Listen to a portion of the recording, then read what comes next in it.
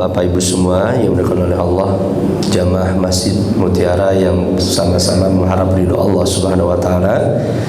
Bersyukur kepada Allah di pagi hari ini hadirin kita bisa melanjutkan kembali di antara rangkaian ikhtiar kita mendekat kepada Allah, mengenal lebih dekat nama-nama dan sifat Allah Azza wa Jalla. Ini semoga hadirin rutinan kita yang setiap pekan ini satu nama, satu sifat yang kita dalami ini jadi wasilah surga kita semua insyaallah. Jadi wasilah keberkahan hidup kita semua. Jadi kebahagiaan dan ketenangan hidup kita. Di pagi hari ini Bapak Ibu semua, kita akan mendalami salah satu nama dan sifat yang mungkin sering kita baca di dalam sholat kita. Ketika kita ruku, hadirin, kita seringkali berzikir ketika menghadap kepada Allah dengan zikir Subhana Rabbiyal Azim. Maha suci Engkau ya Allah Al-Azim, yang Maha Agung. Nah, Bapak Ibu subhanahu wa ta'ala, saya ingin berikan pengantar salah satu ayat. Para penghuni neraka, mereka begitu keras hadirin disiksa di dalam neraka dengan berbagai siksaannya. Di antaranya adalah karena mereka tidak beriman kepada Allah Al-Azim, Allah yang Maha Agung. Kita patut berbahagia, bersyukur sekali Allah tanamkan keimanan kita, terasa agung Allah di dalam hati kita. Di setiap sholat kita mengucapkan Allahu Akbar. Allah lah yang paling besar, yang maha besar, yang maha agung. Hadirin, di dalam surat Al-Haqqah ayat ke-30 sampai ke-33 Allah sampaikan hadirin siksaan yang begitu terhina bagi para penghuni neraka yang mereka ketika di dunianya tidak beriman kepada Allah Al-Azim. Allah sampaikan, A'udzu billahi minasyaitonir rajim, khudhuhu fagullu tsummal jahima sallu. Allah berfirman, peganglah dia, fagullu, belenggulah tangannya. Fagulu itu hadirin dalam bahasa Arab, kalau seorang mengikat kedua tangannya di atas lehernya, dia terikat tangannya di atas leher, itu disebut dengan gulu. Ikat kedua tangannya di atas lehernya. Tsummal jahima sallu, kemudian masukkan dia ke dalam neraka jahim. Sallu. Sebenarnya hadirin Bapak Ibu semua, ini kata sallu itu bukan hanya ditenggelamkan. Dalam bahasa Arab itu sallu itu kan dari kata tasliyah. Tasliyah itu kata para ulama tafsir, mereka ditenggelamkan, dicelupkan, ditenggelamkan lagi, ditenggelamkan lagi, ditenggelamkan lagi. Seperti itulah kehidupan mereka di dalam neraka. Mereka dicelupkan ke dalam panasnya api neraka. Tsumma fi silsilatin dzar'uha sab'una dzira'an fasluku. Kemudian belitlah dia dengan rantai yang panjangnya 70 hasta. Ini kalau kata Syekh Tantawi, ungkapan 70 hasta itu ungkapan betapa panjangnya rantai itu yang dibelitkan kepada salah seorang penghuni neraka saja. Ini begitu keras. Bapak Ibu subhanahu wa ta'ala, begitu hebatnya, hinanya, rendahnya penghuni neraka ini di dalam neraka. Apa yang menyebabkan mereka disiksa begitu keras di dalam neraka? Innahu kana la yu'minu billahil azim. Karena sungguh mereka dahulu, dia ketika di dunia tidak beriman kepada Allah yang azim, yang maha agung, yang maha agung. Hadirin Bapak Ibu semua, ditanamkan sekuat-kuatnya di dalam hati kita ketika kita menghadap Allah, ketika kita berdoa kepada dirinya, ketika kita bermunajat. Allah ini adalah zat yang maha agung. Hadirin, tidak ada yang lebih agung daripada Allah Subhanahu wa ta'ala. Bapak Ibu subhanahu wa ta'ala, ini sekarang kita lihat, ada satu riwayat nih sebelum kita fahami apa makna azim.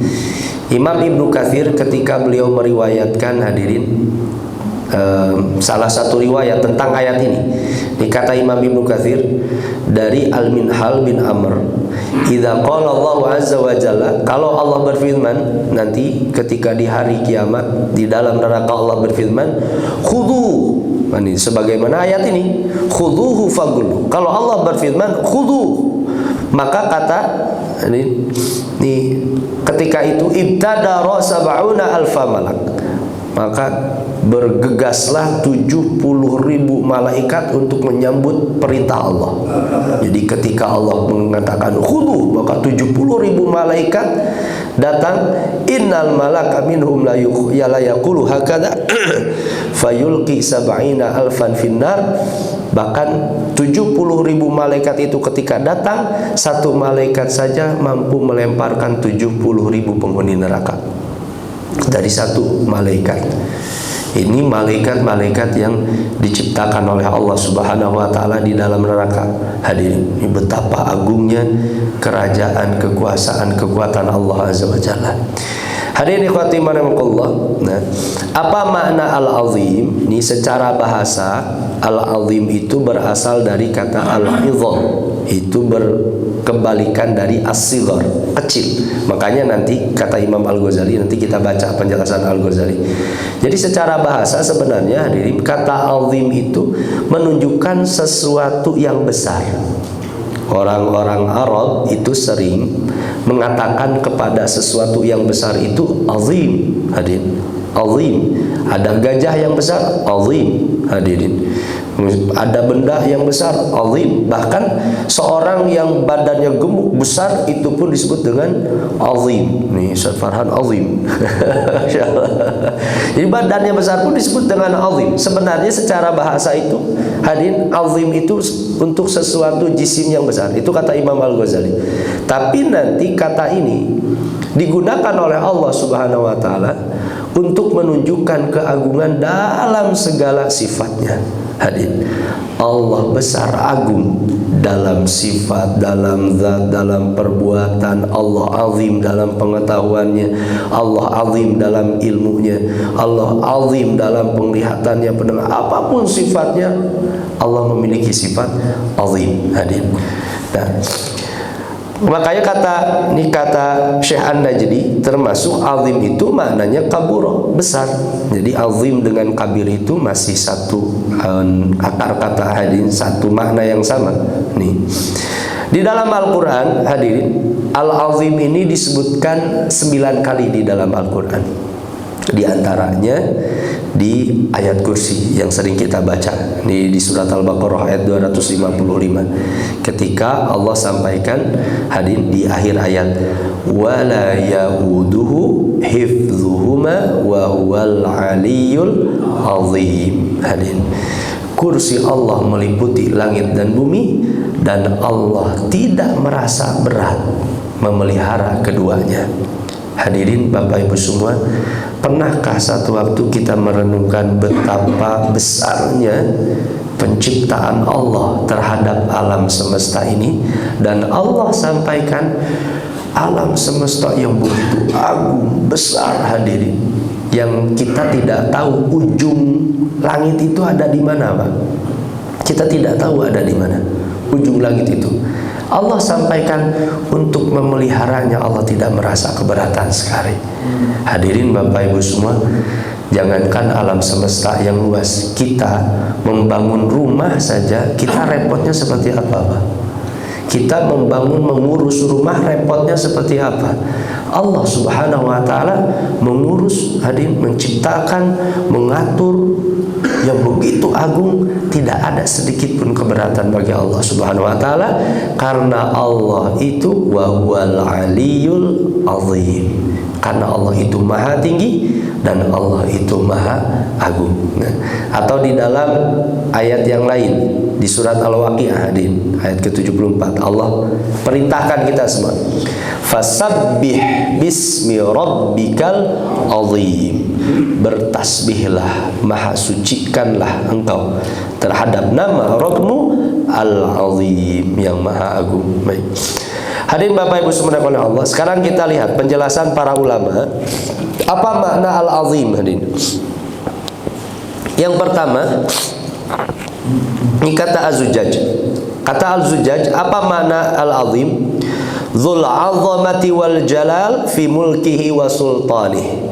Allah adalah zat yang memiliki keagungan, keperkasaan dalam kerajaan dan kekuasaannya. Ini kata beliau, kerajaannya agung, kekuasaannya agung. Kadzalika ta'rifuhul Arab fi khutabihi wa muhawaratihi. Karena orang Arab, hadirin, kalau mereka berkhutbah atau berbicara, misalnya yaqulu qailuhum man azimu bani fulan.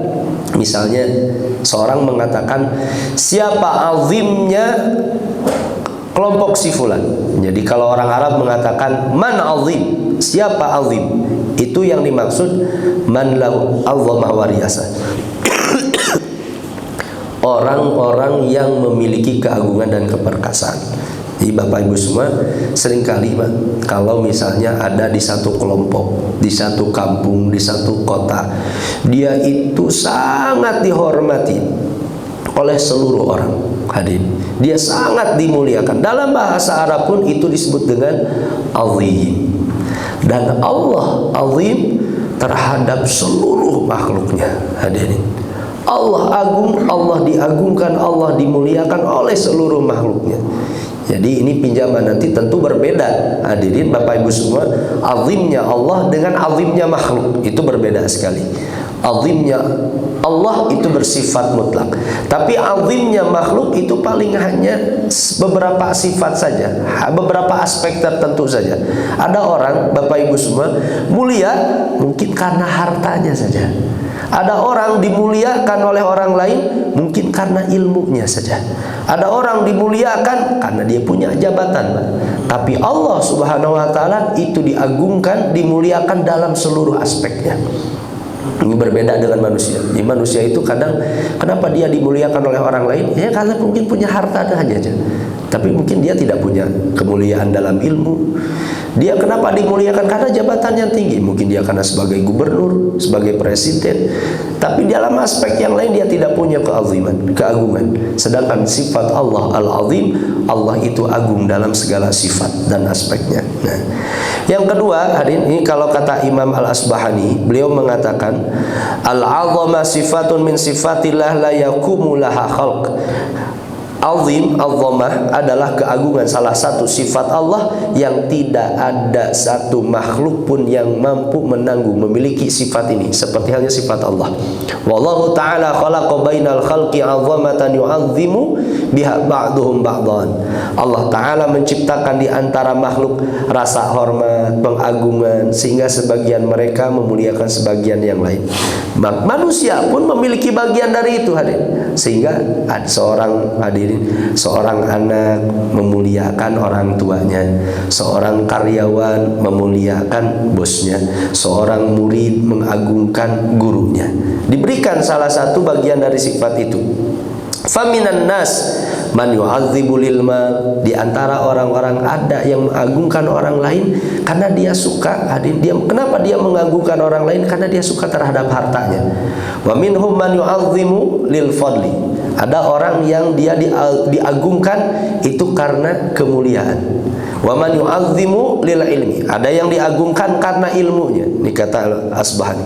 Wa minhum man yu'azzimu li sultan. Ada orang yang diagungkan karena dia punya kekuasaan, dia jadi raja, dia jadi pemimpin. Wa minhum man yu'azzamu lil jah.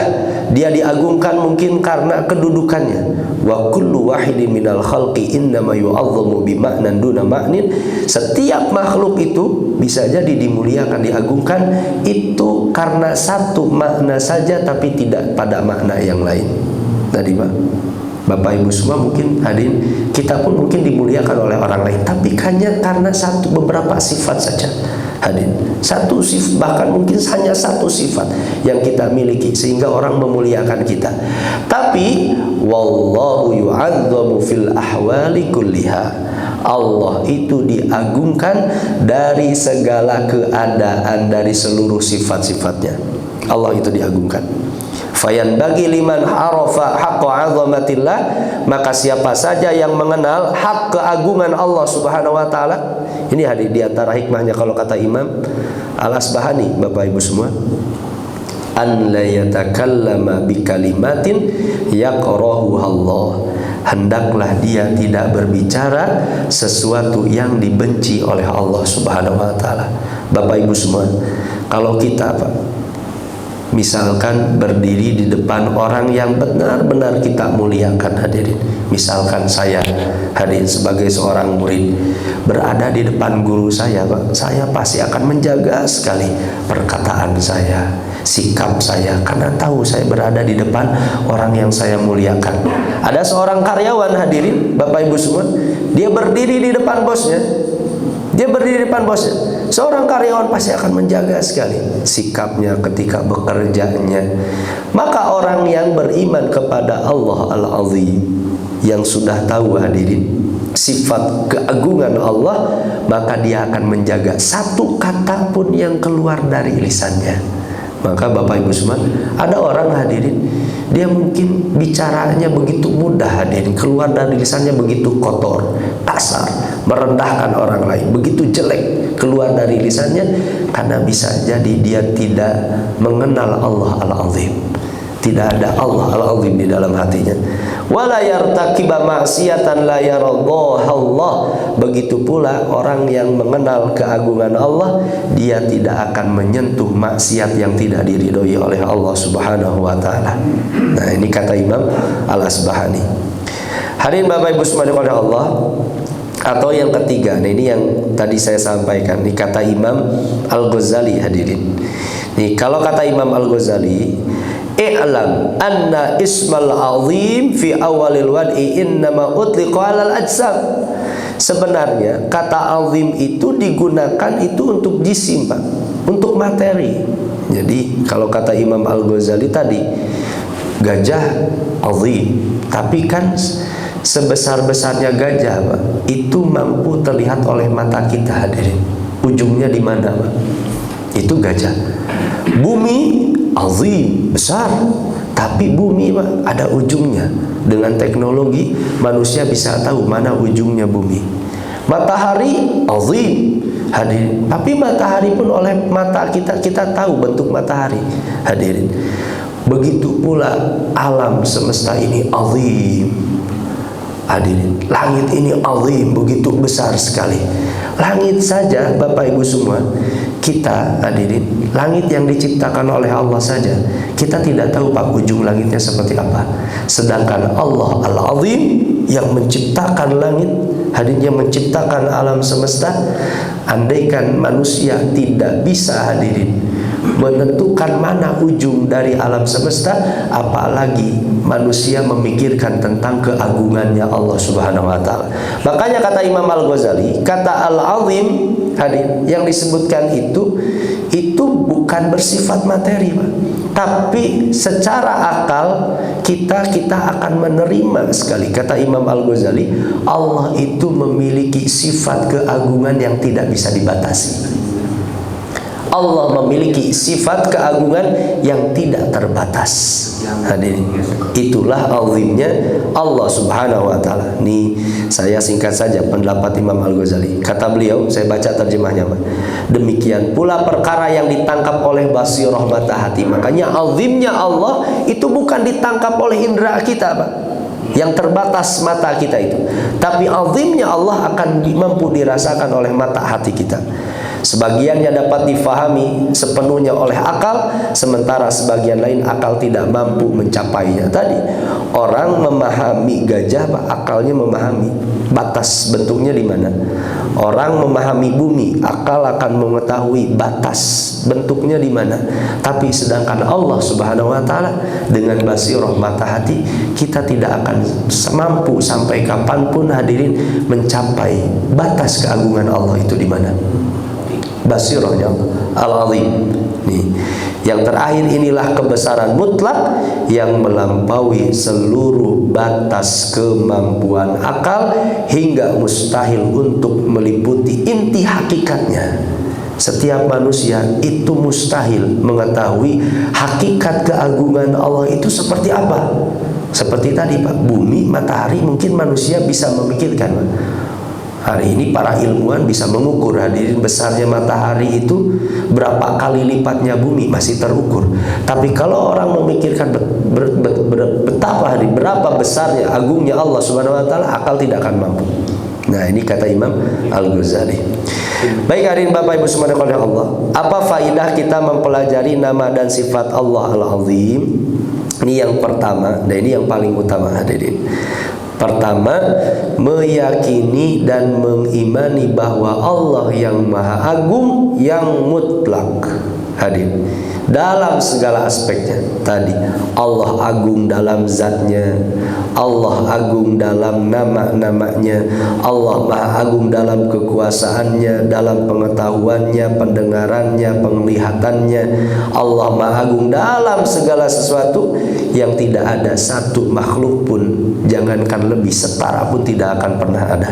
Baik kata Imam Ibnu Qayyim Al-Jauziyah, ini Bapak Ibu semua, Imam Ibnu Qayyim pernah berkata seperti ini hadis, wa huwal azim bi kulli ma'nan yujibu at-ta'zima la yuhsihi min insan.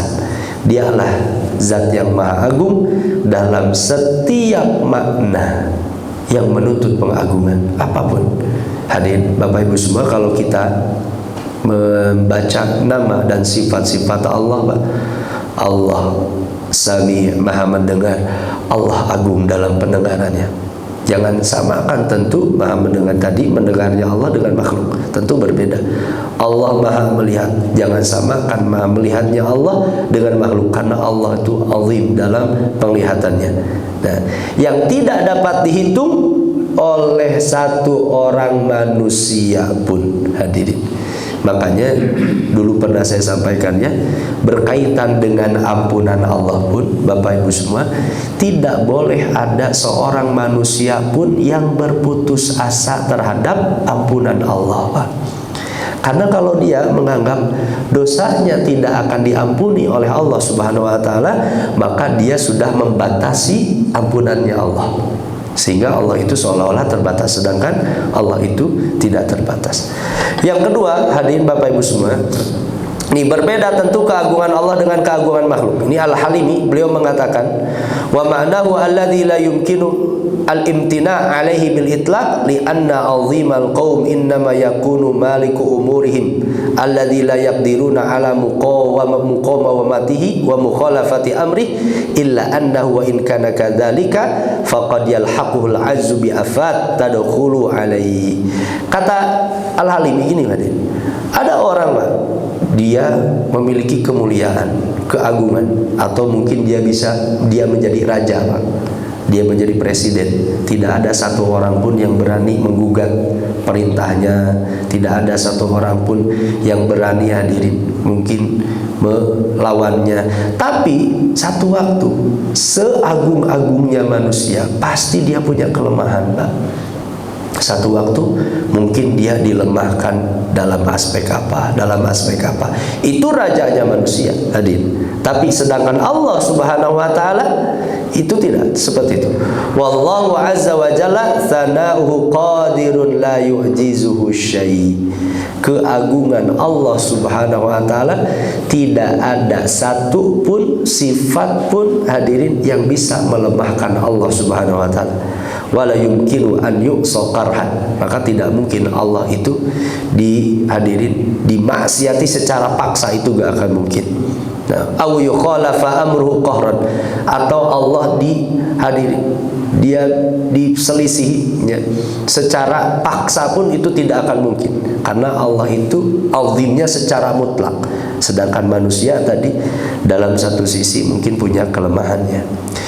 Baik hadirin Bapak Ibu subhanahu Allah. Kemudian yang ketiga, nah ini diantara faidah yang penting hadirin dalam mengenal Allah Al-Azim. Yang ketiga, ini kata Syekh An-Najdi, beliau mengatakan seorang yang mengenal nama Allah ini, maka pasti ia akan benar-benar tunduk kepada Allah. Hadirin, kita ridho sekali hadirin, kita Hadirin, merasa bahagia sekali ketika bersujud, ruku kepada Allah, menghadap Allah, karena kita sedang menghadap kepada Zat yang maha agung dalam segala sifatnya. Nah, sehingga ketundukan ini akan menghadirkan rasa takut kepada Allah. Tidak pantas sedikit pun dosa kita lakukan, hadirin, karena kita sedang menghadap kepada Allah Al-Azim. Ini ada nasihat dari Yahya bin Mu'adz. Beliau pernah mengatakan seperti ini: al-ma'siyatu summun wa ta'atu dawa wa la tahyal qulub illa bi ta'ah wa la tamutu illa bi dzunub. Maksiat itu adalah racun dan ketaatan adalah obatnya. Hati tidak akan hidup kecuali dengan ketaatan, dan hati ini akan mati karena kemaksiatan. Hadirin, dosa-dosa itulah hadirin yang kemudian mematikan hati kita, sehingga keagungan Allah itu hilang di dalam hati kita. Yang keempat, Bapak Ibu subhanahu Allah, ini diantara faidah, hadirin Bapak Ibu semua, kita mengenal Allah Al-Azim. Yang keempat, orang yang beriman, yang mengenal Allah Al-Azim, itu pula pasti akan mengagungkan syiar-syiar Allah. Kita mengagungkan Allah, maka apapun yang Allah perintahkan pasti kita agungkan, Pak. Kita akan mengagungkan sholat, tidak akan meremehkan sholat. Kita akan mengagungkan Al-Quran, kita akan mengagungkan para nabi, kita akan mengagungkan para ulama, kita akan mengagungkan apapun yang menjadi syiar-syiar Allah. Makanya di dalam Al-Quran Allah sampaikan, dzalik wa may yu'azzim sya'airallah. Demikianlah perintah Allah, siapa yang mengagungkan syiar-syiar Allah.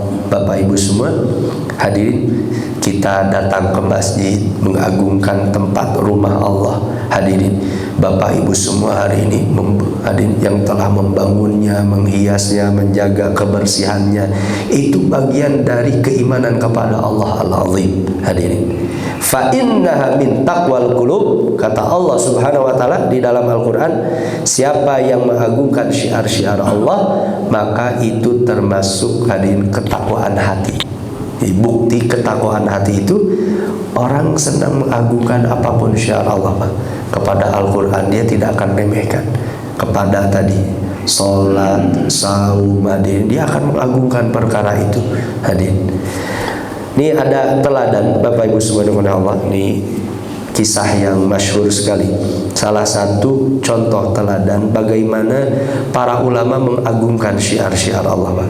Sa'id Al-Musayyab, Ibnu Al-Musayyab rahimahullah, hadirin, beliau, ini teladan beliau, pernah berkata seperti ini: ma fatatni as-shalah fil jamaah mundu arba'ina sanah. Kata beliau, aku tidak pernah luput dari sholat berjamaah selama 40 tahun. Wa ma nadhartu ila qafa rajulin fi shalah mundu arba'ina sanah. Dan aku tidak pernah melihat pundaknya orang di dalam sholat selama 40 tahun. Hadirin Bapak Ibu semua, ini berat sekali, hadirin. Kalau kita mengaji diri kita, jangankan 40 tahun, Pak, 40 hari ini saja kira-kira bagaimana sholat kita, Pak.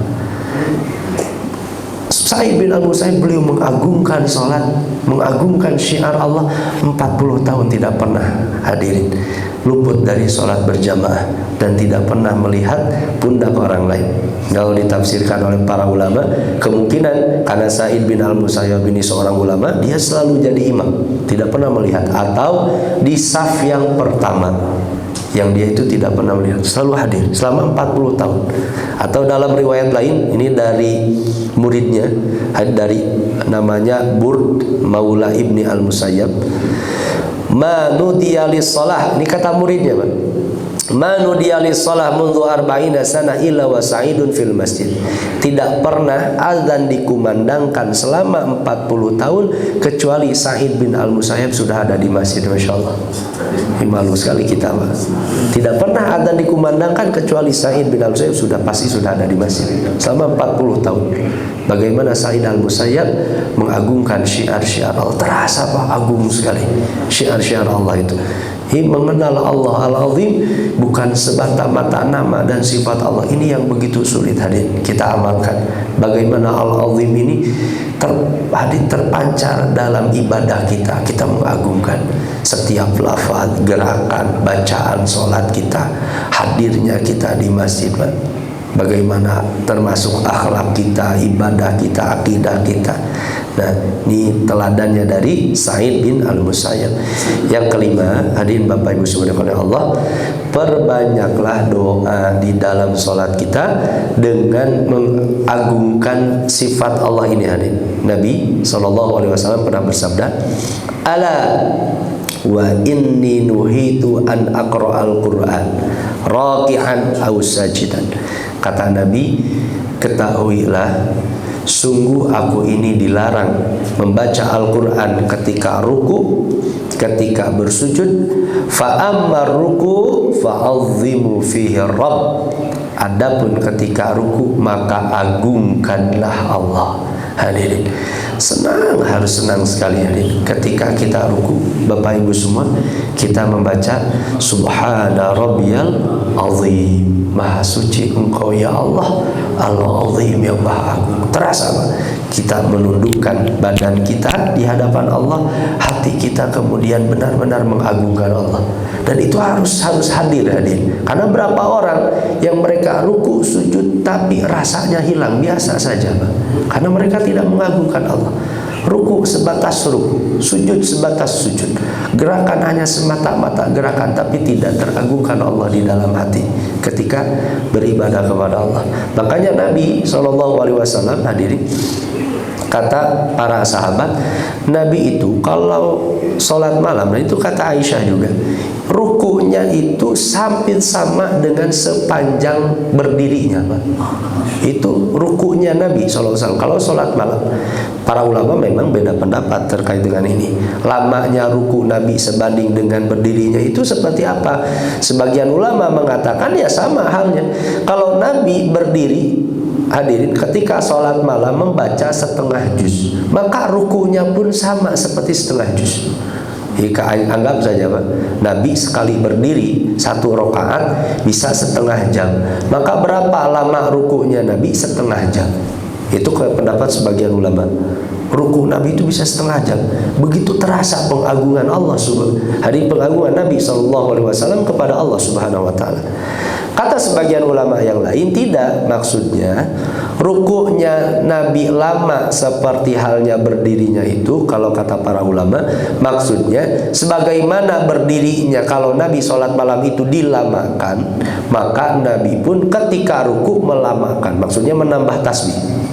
Makanya kan kata seorang sahabat tadi ketika melihat Umar bin Abdul Aziz sholat, Anas kalau tidak saya mengatakan, tidak ada satu orang pun yang paling mirip sholatnya dengan sholat Nabi SAW kecuali sholatnya Umar bin Abdul Aziz. Karena aku hitung, katanya, sebagaimana aku pernah sholat di belakang Nabi, Umar bin Abdul Aziz itu membaca tasbih itu kalau ruku dan sujud sebanyak 10 kali tasbih. Jadi Subhana Rabbiyal Azim, Subhana Rabbiyal Azim, Subhana Rabbiyal Azim, itu dalam sholat wajib. Jadi Nabi itu kalau berjamaah, padahal para sahabat mengatakan, hadirin, tidak ada sholat yang paling ringan, ini kata Anas, yang pernah saya rasakan kecuali sholat ketika diimami oleh Nabi. Dan Nabi itu tasbihnya 10 kali. Jadi sujudnya 10 kali pun ringan Pak. Kalau kita Imam Ustaz Farhan baca 5 kali aja tasbih atau 7 kali, kerasa agak lambat sekali. Nabi itu 10 kali tasbihnya, itu dalam sholat wajibnya, apalagi dalam sholat malamnya. Nah itu yang dimaksud Nabi melamakan ruku, hadirin, karena hadir keagungan Al-Azim. Berapa orang Pak mengucapkan Subhana Rabbiyal Azim tapi tidak ada azim di dalam hatinya Pak. Tidak terasa keagungan Allah Al-Azim karena tidak mengenal Allah Al-Azim. Nah, wa amma sujud fajtahidu fi du'a. Adapun di dalam sujud kalian bersungguh-sungguhlah dalam berdoa. Faqaminun an yustajaba lakum, dan Ketika sujud itu adalah tempat yang layak untuk diijabah oleh Allah Subhanahu wa taala ketika sujud. Makanya dalam riwayat lain itu fa'aksirud du'a, Nabi memerintahkan memperbanyak doa apapun, ya termasuk menambah tasbih kita. Hadirin Bapak Ibu semua, ketika bersujud membaca subhana rabbiyal a'la, subhana rabbiyal a'la, subhana rabbiyal a'la, perbanyak itu hadirin. Atau kata sebagian ulama yang lain, boleh menambah meminta kepada Allah di dalam sujud kita apa yang kita minta hadirin, karena memang diperintahkan oleh Allah oleh Nabi secara umum, fa'akthiru fi du'a, perbanyaklah sujud. Baik hadirin Bapak Ibu semuanya oleh Allah. Nah ini 5 faidah kita mengenal Allah Al-Azim, Allah yang Maha Agung. Hadirin, Allah Maha Agung ini dalam seluruh sifat mutlak. Tadi berbeda dengan manusia. Manusia itu agung mulia mungkin hanya satu sifat saja. Hadirin, mungkin agung karena akhlak, mungkin mulia karena ilmu, mungkin mulia karena jabatan, ada mulia karena harta. Itu manusia satu sifat saja kadang. Tapi Allah Subhanahu wa taala dalam seluruh sifatnya. Dan amalkanlah Al-Azim ini dalam kehidupan kita dengan memperbanyak doa. Jadi dengan nama Allah Al-Azim di dalam solat-solat kita. Dan orang yang mengenal Allah Al-Azim tadi hadirin pasti akan sangat takut sekali. Sedikit pun kata yang mengandung maksiat dia tidak berani mengatakannya, karena dia berhadapan dengan Allah Al-Azim yang Maha Agung. Baik hadirin Bapak Ibu semua, hanya itu mungkin yang bisa saya sampaikan pada pagi hari ini. Semoga jadi keberkahan untuk keimanan dan amal soleh kita semua. Hadirin, jadi kemuliaan di hadapan Allah Subhanahu wa taala. Aqulu qouli hadza wa astaghfirullah li wa lakum. Assalamualaikum warahmatullahi wabarakatuh.